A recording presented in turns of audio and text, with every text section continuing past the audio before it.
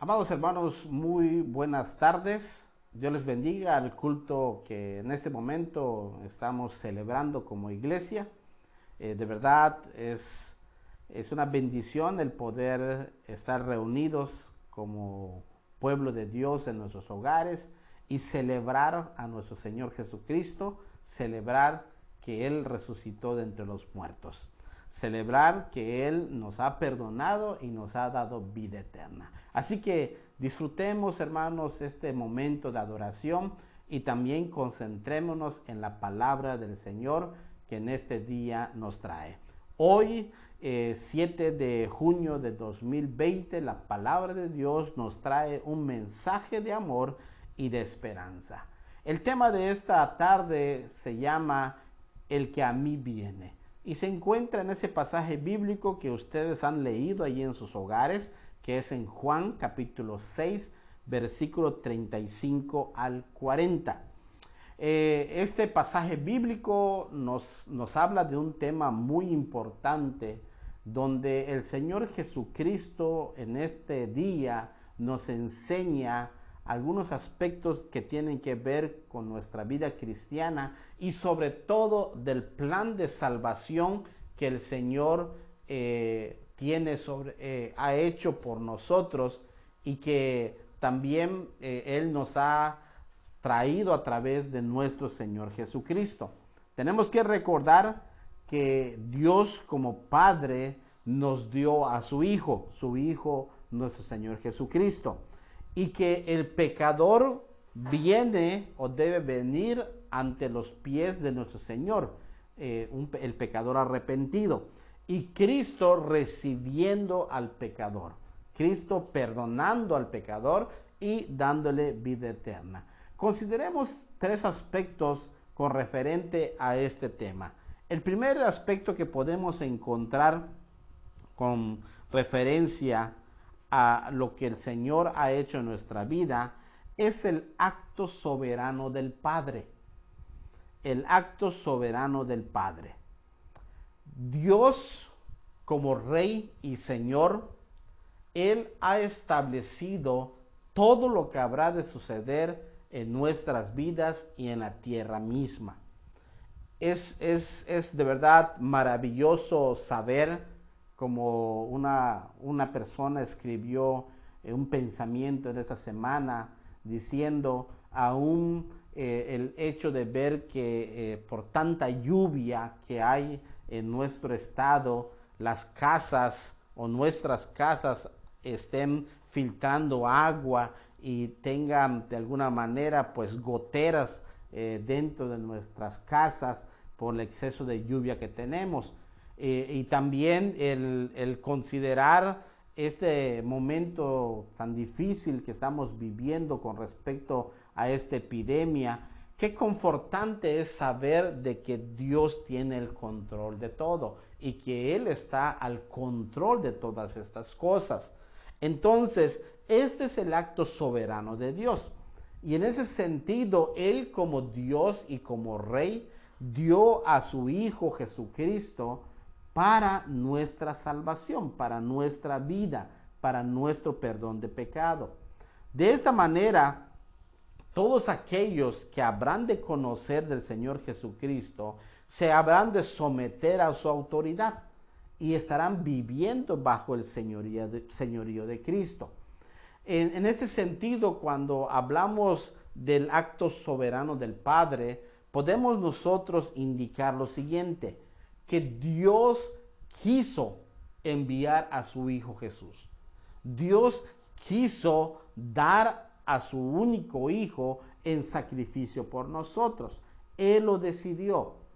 Él estableció ese acto y de alguna manera nuestro Señor Jesucristo, como buen hijo, se sometió a la voluntad de su Padre, haciendo la voluntad de su Padre siempre con alegría y con gozo.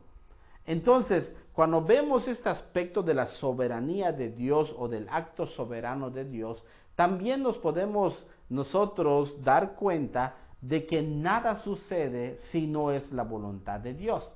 En ese sentido, aunque quizás pues para muchos quizás se escuchará un poquito repetitivo decir, el hecho de que estés escuchando este mensaje es porque Dios quiere que tú lo escuches. Y aunque suene repetitivo, es la verdad. No sucede nada en nuestras vidas si no es la voluntad de Dios. Y entonces, aún más cuando se trata del mensaje de la palabra. Entonces, muchas personas, quizás no estoy pensando en el diácono, en el anciano, en el creyente, pero quizás este mensaje que en este momento estás escuchando, eres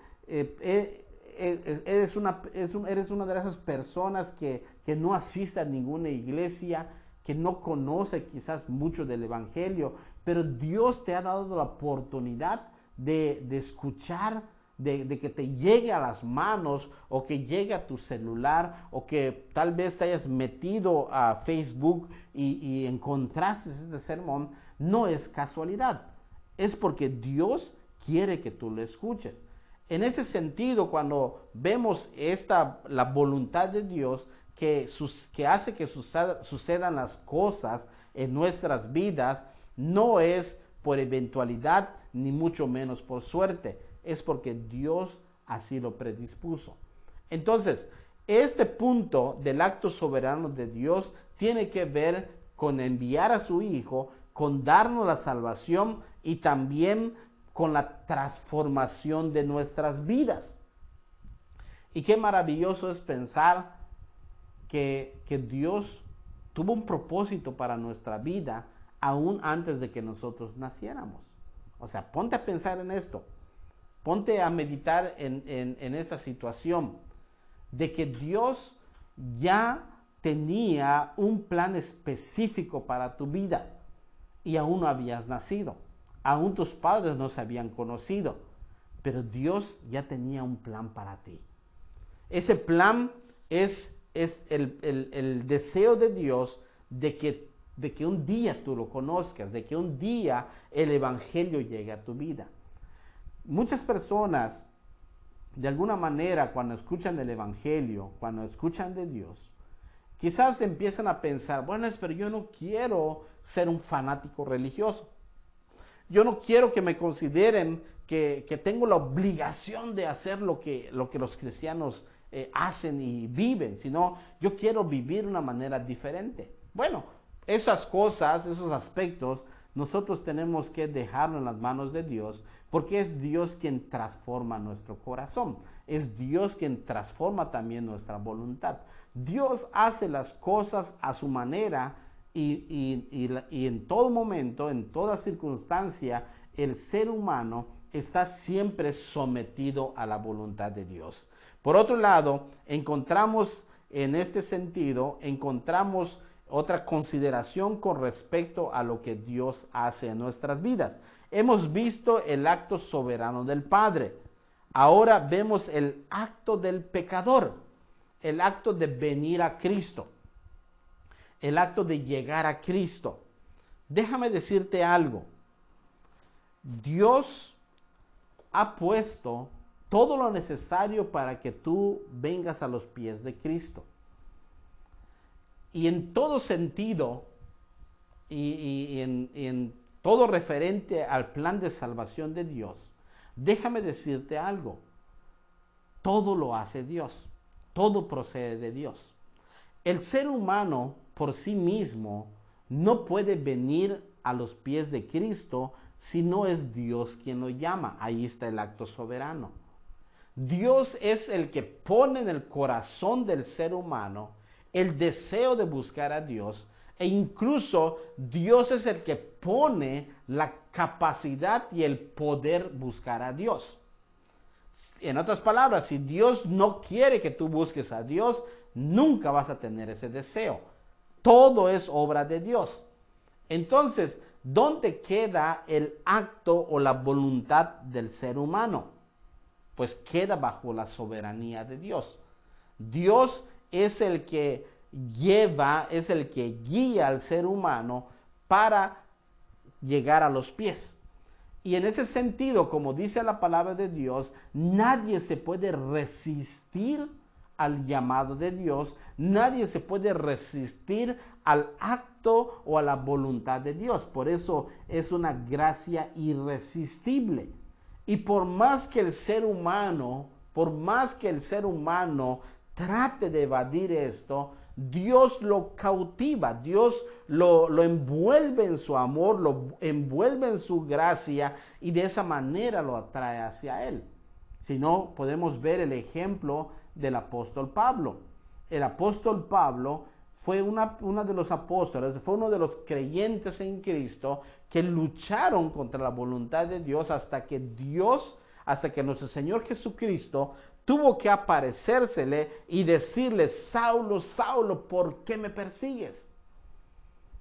Y en ese momento Saulo tuvo que caer allí de rodillas, y en ese momento su voluntad fue quebrantada por la voluntad de Dios y Dios lo atrajo hacia él.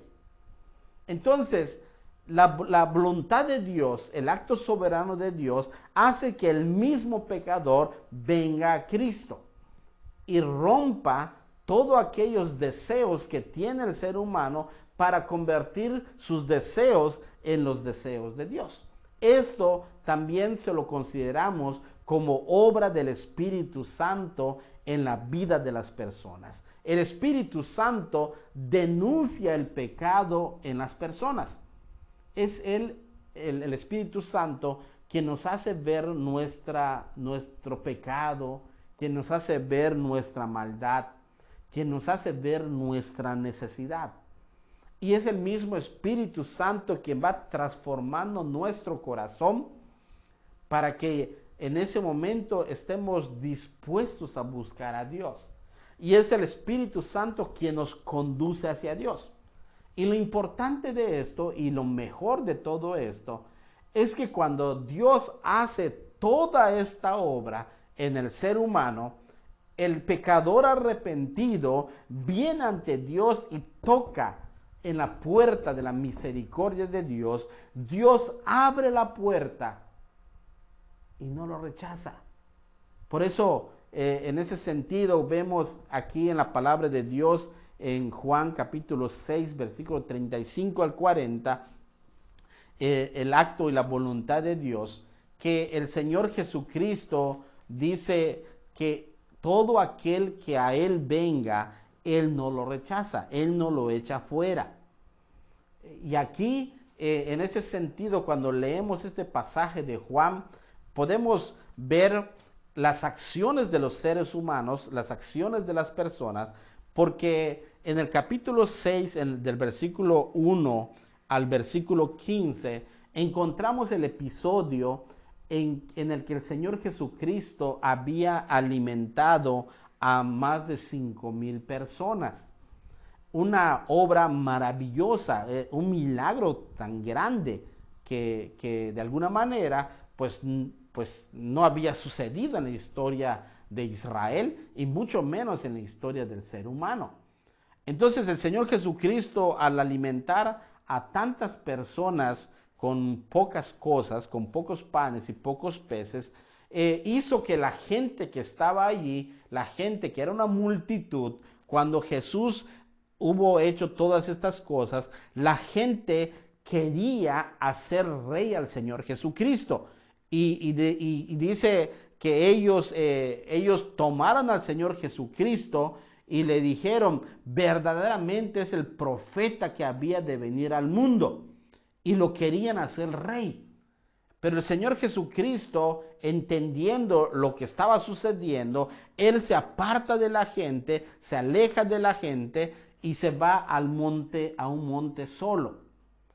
En el versículo 16 del capítulo 21, Jesús encuentra a los apóstoles que estaban en el mar y ellos se asustan.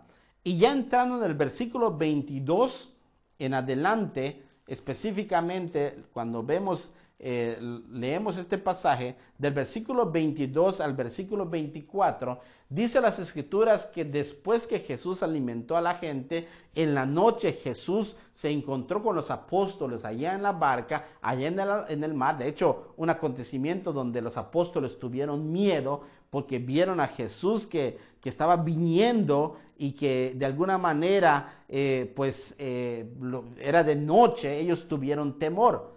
Al día siguiente, cuando la gente despierta, se da cuenta que Jesús no estaba con ellos y aún tenían el entusiasmo y el deseo de hacerle rey. Ellos empiezan a buscar al Señor Jesucristo y de alguna manera piensan que Él había ido al otro lado del mar. Entonces toman barcas y cruzan el mar hasta llegar al otro extremo donde encuentran al Señor Jesucristo. Pero esta gente, esta multitud, llevaba la idea de hacer rey al Señor Jesucristo. Pero una de las cosas que no habían entendido era quién era Jesús. Ellos habían visto el milagro de la comida, de la multiplicación de la comida. Y ellos en su mente estaba el pensamiento de bueno, si tenemos a Jesús como rey, siempre vamos a tener comida, siempre vamos a tener bebida, siempre vamos a tener lo necesario. Pero no estaban viendo el aspecto mesiánico de Jesús. No estaban viendo a Jesús como el Hijo de Dios o como Dios mismo y como el Salvador, sino que estaban viendo a Jesús como ese hombre que podía darles de comer. Por eso el Señor Jesucristo les dice en los siguientes versículos, específicamente en el versículo 26, les dice, respondiendo Jesús y les dijo, de cierto os digo que ustedes me buscáis no porque habéis visto las señales, sino porque comisteis el pan y os saciasteis.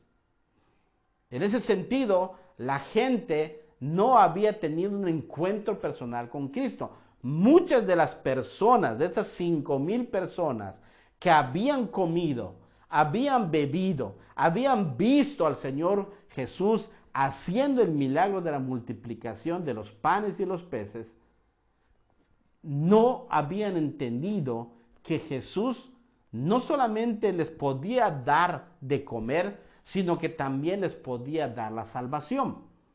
Entonces, cuando vemos este punto tan importante en la vida de las personas, podemos ver que estas personas no todos eran pecadores arrepentidos. Seguían en sus pecados, porque no habían entendido el mensaje del Señor Jesucristo y no habían entendido lo que el Señor les quería dar, la salvación y sobre todo la vida eterna. Aquí podemos ver una imagen muy clara del ser humano que de alguna manera piensa que con solamente tener a Dios como rey en su hogar, en su vida, en su familia, un rey que provea de todo lo necesario para su vida, específicamente en los bienes materiales, es más que suficiente. Nos damos cuenta que no es así. El Señor Jesús es el rey, ciertamente. Él es el único rey. Y es el rey de reyes y señor de señores.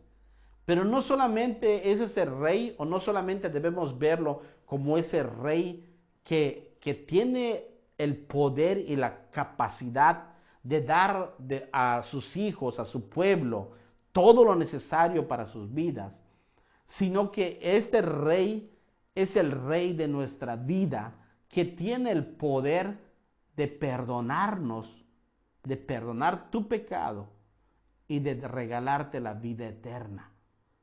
Es más importante para nosotros o para la persona, para el pecador, es más importante ver el aspecto espiritual y no el aspecto material. De hecho, el Señor Jesucristo le dice en el versículo 27, vean lo que dice la palabra de Dios. Trabajad no por la comida que perece, sino por la comida que por la comida que a vida eterna, dice, permanece, la cual el Hijo del Hombre os dará, porque a éste señaló Dios el Padre.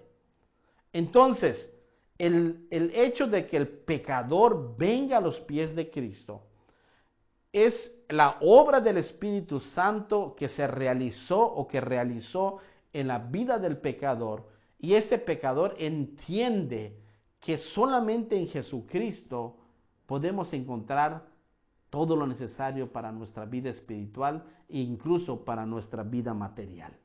En ese sentido, vemos cómo el Espíritu Santo obra en la vida de la persona. Porque el pecador arrepentido viene al hombre, el pecador arrepentido viene a Dios y viene a Cristo. Entonces, Cristo no lo echa fuera porque ve la obra del Espíritu Santo realizada en esa persona. ¿Cómo viene el pecador arrepentido?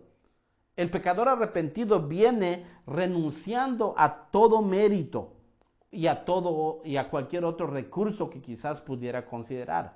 Se da cuenta que por sí mismo no tiene la capacidad para buscar a Dios y mucho menos tiene la capacidad de salvarse a sí mismo. Este pecador arrepentido viene también en respuesta a una invitación que el Señor Jesús les había dado. El Señor Jesús dice, venid a mí. Él dice, vengan a mí. Vengan todos los que están cansados, todos los que están trabajados, vengan a mí. No los echo fuera.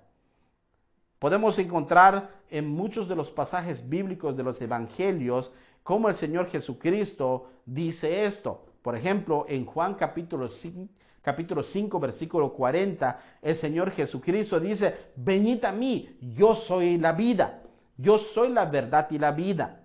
También encontramos en Juan capítulo 8, versículo 12, que la palabra del Señor dice lo siguiente, venid a mí y hallaréis descanso para vuestra alma.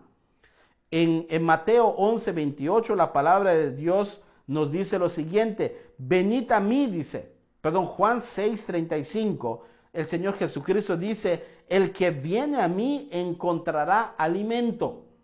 Y en Juan 7, 37, el Señor Jesucristo dice, venid a mí, yo les daré el agua de vida. Entonces, el Señor Jesús lanza esta invitación a las personas, el Espíritu Santo llega a la vida, llega a la persona, al pecador, el pecador se arrepiente por obra del Espíritu Santo y entonces llega a la vida, llega a los pies de Cristo Jesús y el Señor Jesucristo no lo echa fuera.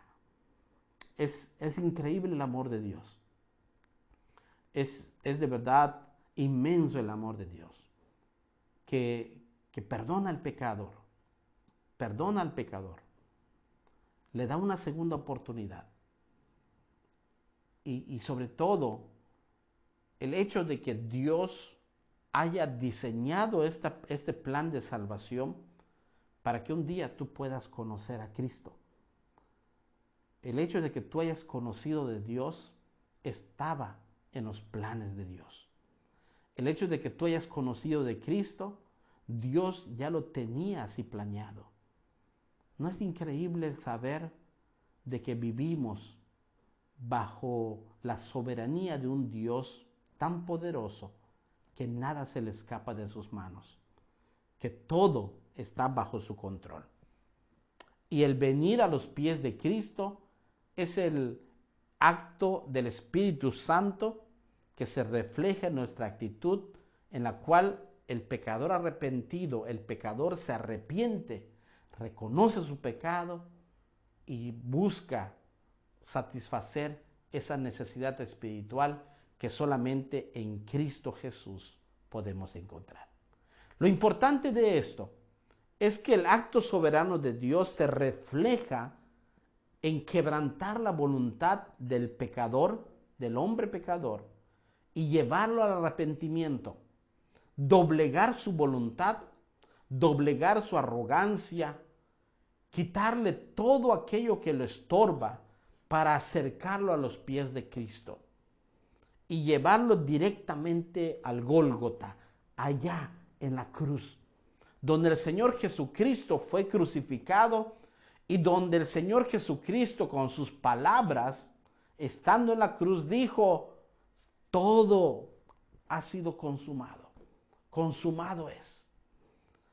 Al decir eso, nuestro Señor Jesucristo estaba diciendo: toda persona que llega ante el Calvario y llega ante la cruz, ante los pies de Cristo, será perdonado. Toda persona que confiesa que Cristo es el Señor, será perdonado.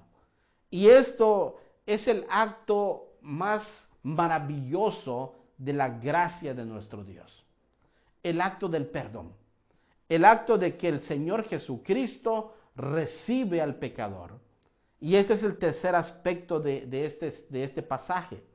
Porque dice la palabra del Señor en este tercer aspecto que todo aquel que viene a los pies de Cristo encontramos el acto de la gracia.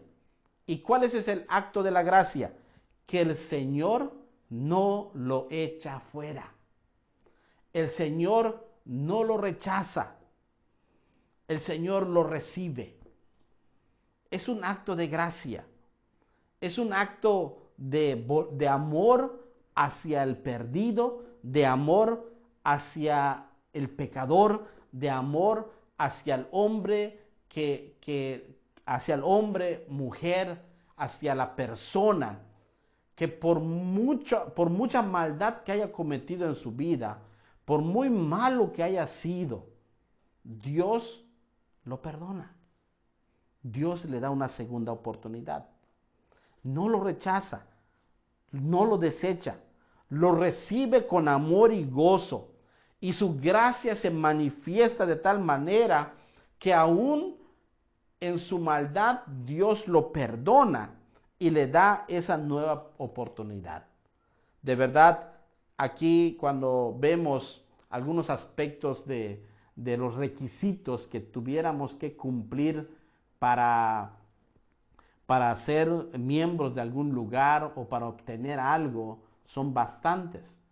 Cuando una persona desea salir del país e irse a otro lugar, quizás a otro continente, tiene que cumplir muchos requisitos. Tiene que, pues, de alguna manera justificar a qué va a ir. Tiene que justificar si lleva dinero. Tiene que, de alguna manera, dar evidencia de que no es contrabandista, de que no es una persona mala. Y de esa manera, el país que lo va a recibir le manda un sinfín de requisitos que tiene que cumplir para que pueda ingresar a ese país. De la misma manera, cuando tú como joven vas a ingresar a la universidad, ahora para algunos que se están preparando para ingresar a la universidad, la escuela donde quieren entrar les manda los requisitos que tienen que cumplir y que de alguna manera tienen que comprobar para que puedan ingresar a dicha universidad. Y eso es en todos lugares, en cualquier lugar que vayamos. Tenemos que justificar, tenemos que cumplir muchos requisitos. Lo interesante de este acto de gracia del Señor, que cuando el Señor nos invita al pecador, el Señor Jesucristo no pide tantos requisitos. No pide tantas cosas para que tú puedas ser justificado. ¿Y por qué hace eso el Señor? No es que la salvación haya sido fácil, haya sido un camino fácil, sino que todos los requisitos que encontramos en las Escrituras, esos requisitos que encontramos en los 10 mandamientos, el cual Dios en su soberanía estableció para que se cumpliera y para que el pecador pudiera cumplir, el Señor Jesucristo, por su propia voluntad, lo cumplió de una manera total y completa.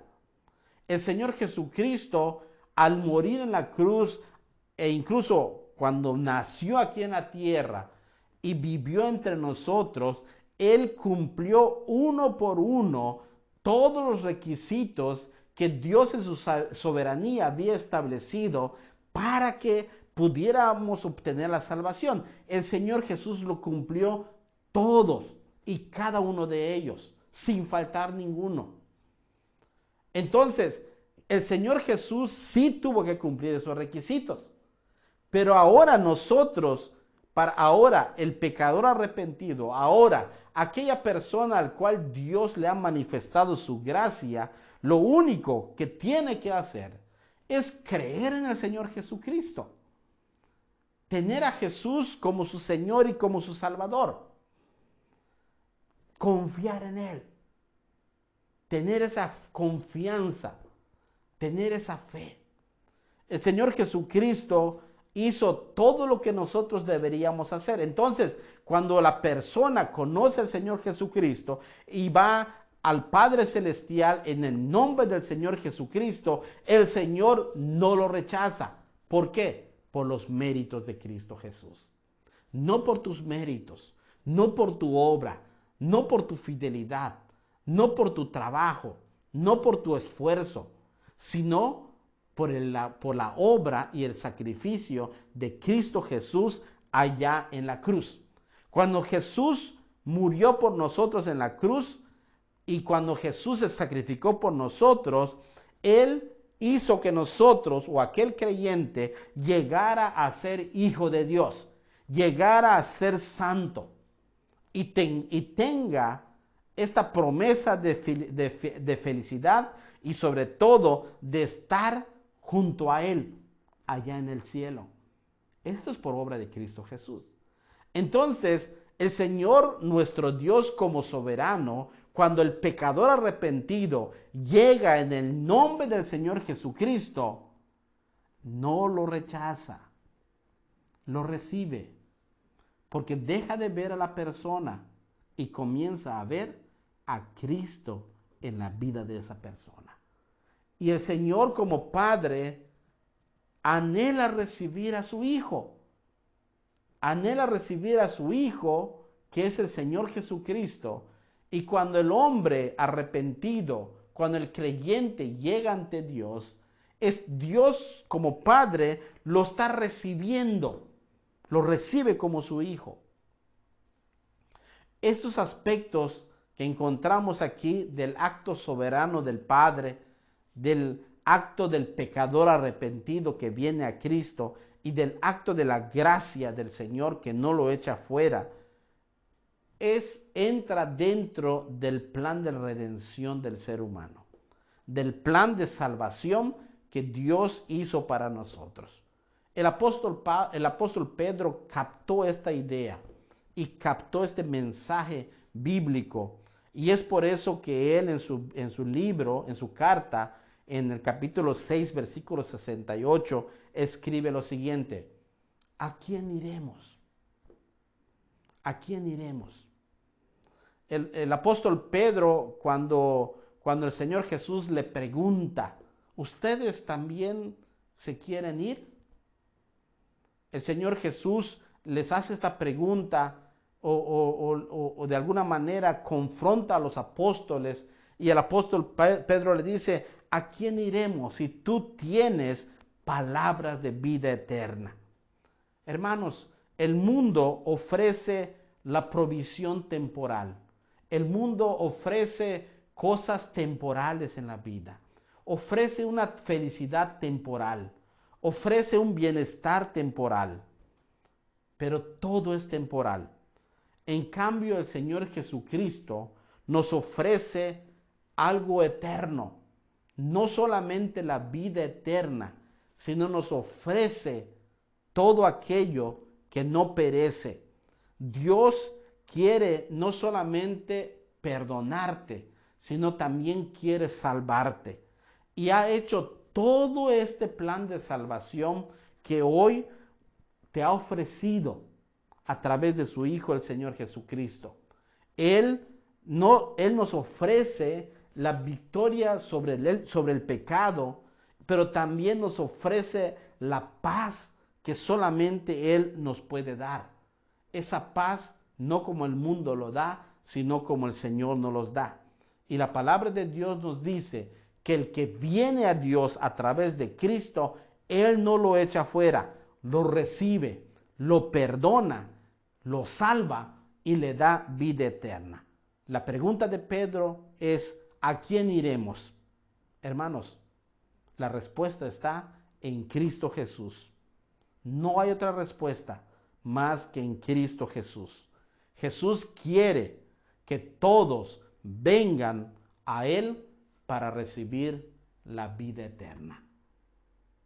Tú que me escuchas, si Cristo todavía no es el centro de tu vida, si todavía vives lejos de Dios y vives en tus pecados y todavía no has encontrado esa paz que tanto necesitas y todavía vives como si Dios no existiera, el Señor te llama, el Señor te invita, el Señor quiere que hoy tengas vida eterna en su nombre, en el nombre del Señor Jesucristo.